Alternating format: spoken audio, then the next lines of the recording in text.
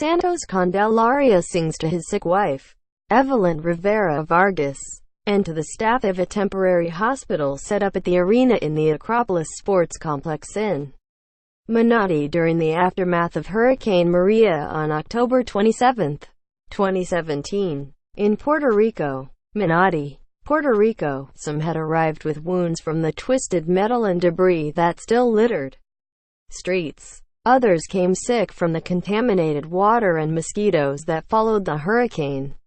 And a few, displaced from the local hospice, were spending their final days in the company of family. All around them, doctors and nurses conferred in hushed tones amid the neat rows of cots lining the sports stadium turned temporary medical shelter. Generators hummed in the background, powering the ventilators and feeding tubes of patients who had fled nearby hospitals after Hurricane Maria knocked out power across the island. Then in one corner, under a row of bleachers, an old man picked up his guitar and began to play it for his wife on her deathbed and for the doctors and nurses who had come from the mainland to take care of her and so many others. "Gracias," he sang. "Today I want to thank all of these women and men that God has sent here to help Puerto Rico in this devastation." As he strummed, a small crowd gathered. Some of the medical staff didn't understand the words in Spanish, but Santos Candelaria explained that he had composed this song just for them. One doctor, Puerto Rican-born Alfredo Guzman, who had traveled from Alabama, sat down on the cot next to Candelaria.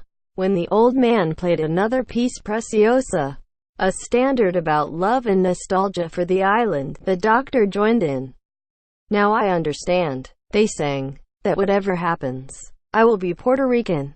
Another old man walked over and stood quietly at the foot of the hospital bed where Candelaria's wife, Evelyn Rivera Vargas, lay, breathing through a ventilator and unresponsive to the music around her.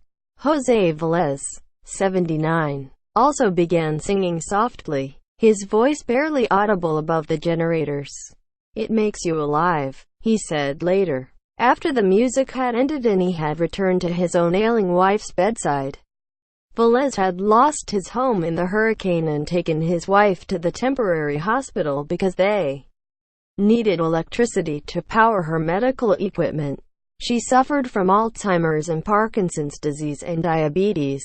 "She's got a lot of things," Velez said. Since it first opened on October 3 in the Acropolis de Manati Stadium, the medical shelter in Manati had taken in some 4,000 patients. About two-thirds just needed medication refills or had minor injuries, but couldn't go to the local clinic because it hadn't reopened yet. The rest came from nearby hospitals, hospices and nursing homes, or directly to the shelter in ambulances, and filled the roughly 100 beds on the stadium floor. They would stay at the shelter until they healed or until local facilities were up and running. "We're here at the request of the Puerto Rican local government," said E.J. Brennan, a spokesman for the New York-based NY2 Disaster Medical Assistance Team, one of the groups running the shelter. "They define the need and we fill it wherever we can. We know that they're going to recover, but we'll be here as long as they need us." Santos Candelaria plays guitar and sings with Alfredo Guzman, MDVA doctor from Oxford, Allah, and natural de Villalba P.R. at the temporary hospital set up at the arena in the Acropolis Sports Complex in Manati during the aftermath of Hurricane Maria on October 27, 2017. In Puerto Rico, Candelaria sings to his sick wife, Evelyn Rivera Vargas, and to the staff, doctors and nurses from the Veterans Affairs medical system and volunteers from a number of New York hospitals had also answered the call. Together, they kept the temporary hospital running 24/7, even when the generators crashed, which had happened a few times.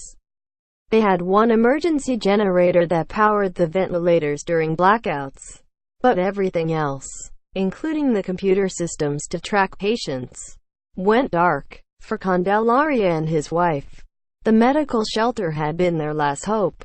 The 71-year-old musician had stayed by Rivera Vargas' bedside at a nearby hospice when the hurricane hit. But the next day, the generator broke there and Candelaria had to rush his wife to a shelter. Then that shelter's generator ran out of diesel, and Candelaria had to take his wife to 2 different hospitals in search of a reliable generator to power her ventilator. They had finally arrived at the sports stadium on October 22. "We've been traveling a lot in ambulances," Candelaria said. So now, Candelaria serenades his wife and the hospital staff every morning with traditional songs, his voice sweet and strong. It had been Candelaria's singing that had first made Rivera Vargas fall in love with him 45 years ago when they met at a concert where he performed. They had raised a daughter together and shared a happy life, Candelaria said. But 12 years ago, Rivera Vargas was diagnosed with Alzheimer's disease and Candelaria had been caring for her ever since. She was a beautiful, wonderful woman, but the age and the sickness really can change a person, he said. It's not easy to see a person that you've known for so many years deteriorate by the minute. It wasn't clear whether Rivera Vargas knew her husband was by her side or whether she could hear him singing. But that didn't matter to Candelaria. He had been singing to her every morning and sleeping on a cot next to her bed every night since they'd arrived. "I sleep close to her," he said. "We've been doing that for the last 45 years. Visit Miami Herald at www.miamiherald.com.